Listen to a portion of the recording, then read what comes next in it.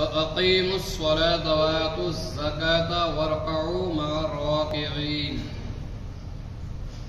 یعنی وَأَقِيمُوا الصَّلَاةَ، نماز قائم کرو.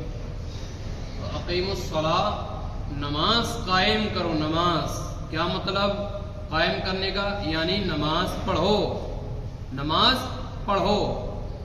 پھر وَآتُوا الزَّكَاةَ، اور نماز پڑھنے کے ساتھ ساتھ اگر اللہ نے دولت دی ہے تو زکوٰۃ بھی ادا کرو. اگر اللہ نے مال و اسباب دیا ہے، مال و دولت دی ہے، تو زکوٰۃ بھی ادا کرو. وَارْكَعُوا مَعَ الرَّاكِعِينَ، اور پھر ساتھ ساتھ میں رکوع کرنے کے ساتھ رکوع کرو. رکوع کرنے والوں کے ساتھ رکوع بھی کرو. اس کا کیا مطلب ہے؟ رکوع کرنے والوں کے ساتھ رکوع کرو کیا مطلب ہے؟ نماز قائم کرو، نماز پڑھو. نماز قائم کرو مطلب یہ کہ بھائی نماز پڑھو. زکوٰۃ ادا کرو، اللہ نے دولت دی ہے تو زکوٰۃ دو. رکوع کرنے والوں کے ساتھ رکوع کرو. اس کا کیا معاملہ ہے؟ اس کا مطلب یہ ہے کہ تنہا تنہا رکوع مت کرو. تنہا تنہا رکوع مت کرو، یعنی اس کا مطلب یہ ہے کہ جماعتوں کو مت چھوڑو. جماعت کو مت چھوڑو، جماعت کے ساتھ شامل ہو. جو جماعت ہوتی ہے نا، جو جماعت ہوتی ہے اسی جماعت میں شامل ہو جاؤ. یہ نہیں کہ اکیلے کوئی وہاں کھڑا ہو گیا، کوئی وہاں کھڑا ہو گیا، اپنی اپنی ادا کرنے لگے. نہیں، بلکہ جماعت کے ساتھ شامل ہو جاؤ. جب تم جماعت کے ساتھ شامل ہو جاؤ گے تو تمہیں 27 گنا اور نمازوں کا ثواب ملے گا. یعنی ایک جماعت کون تو ملے گا؟ نماز جسے اکیلے پڑھے آپ تو اب ایک ہی نماز کا ثواب ملے گا، لیکن جماعت کے ساتھ پڑھ لیے تو 27 اور جماعتوں کا ثواب ملے گا، 27 اور نمازوں کا ثواب ملے گا.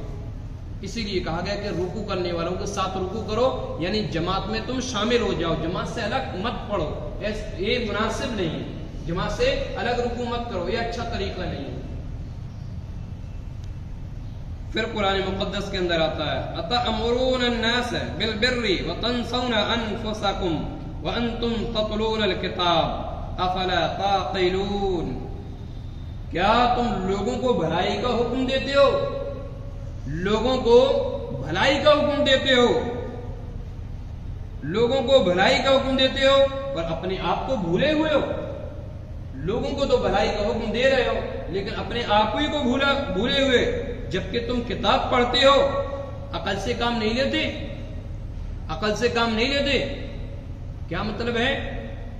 کہ تم لوگوں کو بھلائی کا حکم دیتے ہو، یعنی اے کعب ابن اشرف اور اے ساری یہودیوں، اے کعب ابن اشرف اور اے سارے یہودیوں، تم نے جب تم سے پوچھا جاتا ہے، جب تم سے پوچھا جاتا ہے رسول پاک کے بارے میں تو تم کہتے ہو کہ یہ رسول برحق ہے. جب تم سے پوچھا جاتا ہے رسول کے بارے میں تو تم کہتے ہو یہ رسول برحق ہے، ان کی اتباع کرو، ان کی پیروی کرو. اور جب باری آتی ہے تمہاری تو مکر جاتے ہو. جب باری آتی ہے تمہاری تو پیٹ پھیر لیتے ہو. جب باری آتی ہے تمہاری تو چہرہ پہن لیتے ہو اور لوگوں کو بھلائی کا حکم دیتے ہو. لوگوں کو بھلائی کا حکم دیتے ہو، ہاں یہ رسول سچے ہیں، ان کی پیروی کرو. جب لوگوں کو بھلائی کا حکم دیتے ہو تو تم کیوں پیٹ پھیر لیتے ہو؟ تم کیوں چہرہ پہن لیتے ہو؟ تم چہرہ کیوں پہنتے ہو جب لوگوں کو بھلائی کا حکم دے ہی رہو کہ یہ رسول برحق ہے، یہ رسول سچے ہیں، ان کی اتباع کرو، ان کی پیروی کرو. تو جس طریقے سے دوسروں کو بھلائی کا حکم دیتے ہو تو خود بھی تو مانو، خود بھی تو مانو. خدرا فصیحت دیگرا را نصیحت. خود مانتے نہیں کہ دوسروں کو نصیحت کرتے ہو، بولتے نہیں. یہ سب کبھی یہ ہوتا ہے کہ بھائی ہم وہ کام کرتے ہیں دوسرے کو حکم دے دیتے ہیں تو کیا سامنے سے کیا جواب آتا ہے معلوم؟ بولے یار خود تو پہلے سمجھ جاؤ، جب ہمیں سمجھاؤ. خود سمجھے نہیں ہو، ہمیں سمجھانے چلے ہو، ہے نا. اس لیے کبھی بھی جس چیز کا حکم دو پہلے اپنے آپ پر عمل کرو، پہلے خود عمل کرو.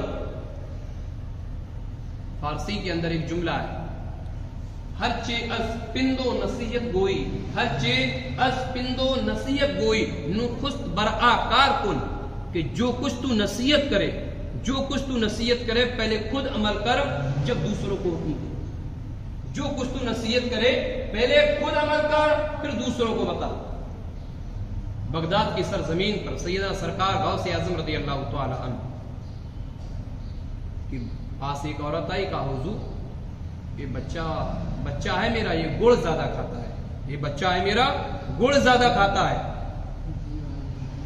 لہذا آپ اس کو سمجھا دیں کہ گڑ نہ کھایا کہ سرکار غوث نے فرمایا اے خاتون اس بچے کو لے کر 2 دن کے بعد آنا، اس بچے کو 2 دن بعد لے کر آنا۔ خاتون نے سوچا ہو سکتا کوئی بڑا میٹر ہوگا، لے کر چلی گئی، لیکن 2 دن کے بعد پھر بچے کو لے کے آئے، حضور آپ نے بلایا تھا، 2 دن کے بعد میں حاضر ہو گئی ہوں، میرا بچہ گڑ کھاتا ہے، کچھ انتظام کر دیں۔ سرکار غوث نے فرمایا بچے اب تم گڑ مت کھانا، بچے اب تم گڑ مت کھانا، زیادہ گڑ مت کھایا کرو، جاؤ۔ بڑھیا نے کہا اور کچھ؟ اتنا ہی ہے؟ بولے ہاں اتنا ہی۔ بولے اگر اتنا ہی تھا تو پہلے ہی سمجھا دیے ہوتے، اتنا نہیں تھا تو کہا اتنے دور سے دوبارہ سفر کروائے، پہلے ہی بول دیے ہوتے تو ہم پہلے ہی مان لیے ہوتے، اتنے دور کا سفر کیوں کروایا؟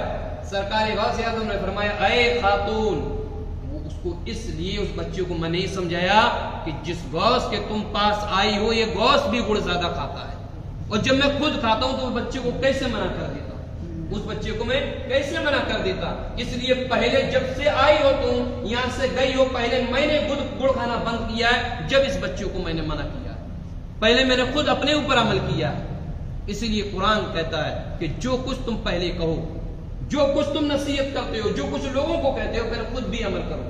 یہی شریعت مطہرہ کا حکم ہے کہ پہلے خود عمل کرو جب دوسروں کو بولو، خود ہی عمل نہیں ہے تو دوسروں کو کیا بولیں گے؟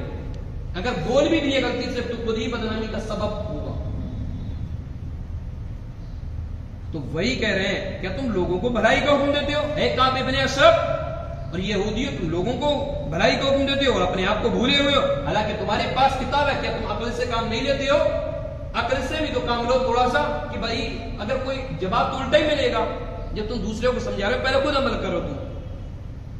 پھر قرآن کہتا ہے وَاسْتَعِينُوا بِالصَّبْرِ وَالصَّلَاةِ وَإِنَّهَا لَكَبِيرَةٌ إِلَّا عَلَى الْخَاشِعِينَ۔ وَاسْتَعِينُوا مدد طلب کرو، وَاسْتَعِين مدد طلب کرو، کس سے؟ بالصبر، صبر سے، پھر والصلاۃ اور نماز سے بھی مدد طلب کرو، صبر سے بھی مدد طلب کرو، نماز سے بھی مدد طلب کرو۔ اب کوئی کہے بھائی کہ مدد صرف اللہ سے مانگی جاتی ہے، غیر اللہ سے نہیں مانگی جاتی، مدد صرف اللہ سے مانگی جاتی ہے، غیر اللہ سے نہیں مدد مانگی جاتی۔ غیر اللہ کا مطلب یہ ہوتا ہے کہ اللہ کے علاوہ سے مدد نہیں مانگی جاتی۔ اور جب تم یہ کہتے ہو کہ اللہ کے علاوہ کسی سے مدد نہیں مانگنا چاہیے تو قرآن کہہ رہا ہے وَاسْتَعِين اور مدد مانگو بالصبر، صبر سے، والصلاۃ اور نماز سے، تو پھر قرآن نے یہ کیوں کہا؟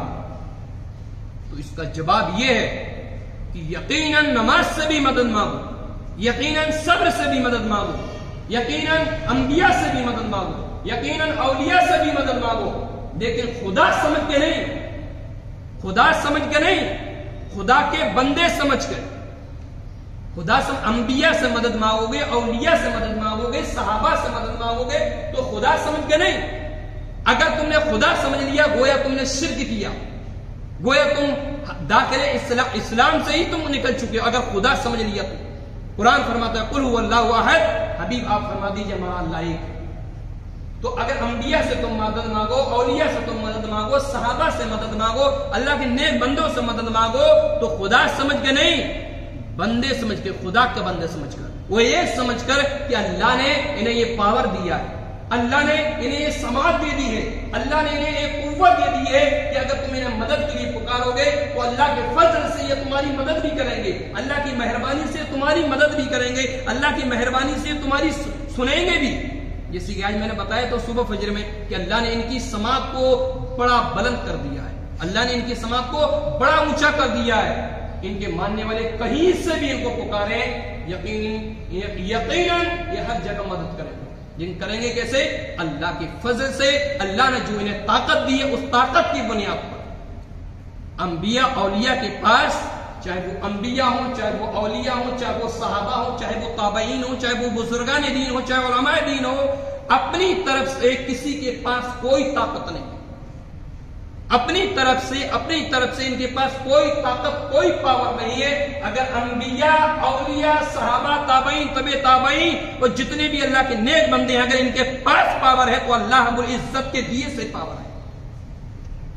آئیے لوگوں کی ہزاروں میل دوری سے سن لیتے ہیں, ہزاروں میل دوری سے مدد کر دیتے ہیں, تو صرف اور صرف اللہ کے فضل سے اللہ کی دی ہوئی طاقت سے مدد کرتے ہیں. اللہ نے یہ پاور دیا ہے تو مدد مانگو کس سے؟ صبر سے, صلاح سے.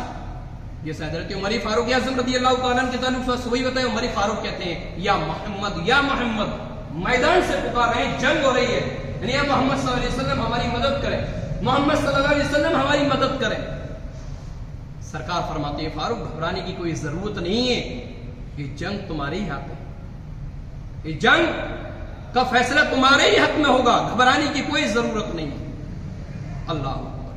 تو اس سے کیا سیکھا ہم نے؟ اس سے یہ سیکھا کہ نہ تو صبر خدا ہے, نہ تو صبر خدا ہے, نہ نماز خدا ہے, نہ انبیاء خدا ہے, نہ صحابہ خدا ہے, نہ اولیاء, کوئی بھی خدا نہیں ہے. خدا صرف ایک ذات کا نام ہے.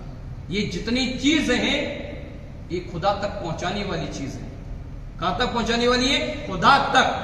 مل نہیں سکتا خدا تمہیں ان کا وسیلہ چھوڑ کر. غیر ممکن ہے کہ چڑھی چھت پہ زینہ چھوڑ کر. جس طریقے سے بغیر زینہ کے چھت نہیں مل سکتی, اسی طریقے سے بغیر انبیاء کے خدا نہیں مل سکتا, بغیر بزرگان دین کے خدا نہیں مل سکتا, بغیر اللہ کے نیک بندوں کے ڈائریکٹ خدا نہیں مل سکتا. خدا تک پہنچنا ہوگا تو ان کا ذریعہ لینا ہوگا. کیسے؟ ایسے اہدنا الصراط المستقیم, اللہ میں سیدھے راستے پر چلا. اللہ میں سیدھے راستے پہ چلے گا پہنچ جائیں گے. تو پھر یہ کیوں کہا کہ سیدھا راستہ کون ہے؟ تو صراط الذین انعمت علیہم, جس پر تو نے انعام فرمایا ہے یہی سیدھا راستہ ہے, جن پر تو نے انعام فرمایا ہے. صراط الذین انعمت علیہم, جن پر تو نے انعام فرمایا یہی سیدھا راستہ ہے. تو کن پہ انعام فرمایا ہے؟ قرآن کہتا ہے انعم اللہ من النبیین والصدیقین والشہداء والصالحین. اللہ نے انعام نبیوں پر فرمایا ہے, صدیقین پر فرمایا ہے, شہداء پر فرمایا ہے, صالحین پر فرمایا ہے. پھر قرآن کہتا ہے وَإِنَّهَا لَكَبِيرَةٌ إِلَّا عَلَى الْخَاشِعِينَ. بوجھ ہے نماز, بوجھ ہے نماز, بھاری ہے. کن لوگوں پر؟ بے وقوفوں پر. نماز کن لوگوں پر بوجھ ہے؟ بے وقوفوں پر. اچھے لوگوں پر نہیں, خشوع و خضوع کرنے والوں پر نہیں. یعنی نماز جو بوجھ پڑتی ہے, بھاری پڑتی ہے, ارے نماز کون پڑھے, ارے ٹائم لگے گا, تو یہ بے وقوف ہے, وہ لوگ احمق ہے, یہ لوگ ان پہ ہی بھاری ہے. جو لوگ رب کی عبادت کرتے ہیں ان پہ بھاری نہیں ہے. جو لوگ رب کی عبادت کرتے ہیں ان پہ نماز بھاری نہیں ہے. انہیں تو بڑا مزہ آتا ہے, انہیں تو بڑا مزہ آتا ہے رب کے ذکر میں.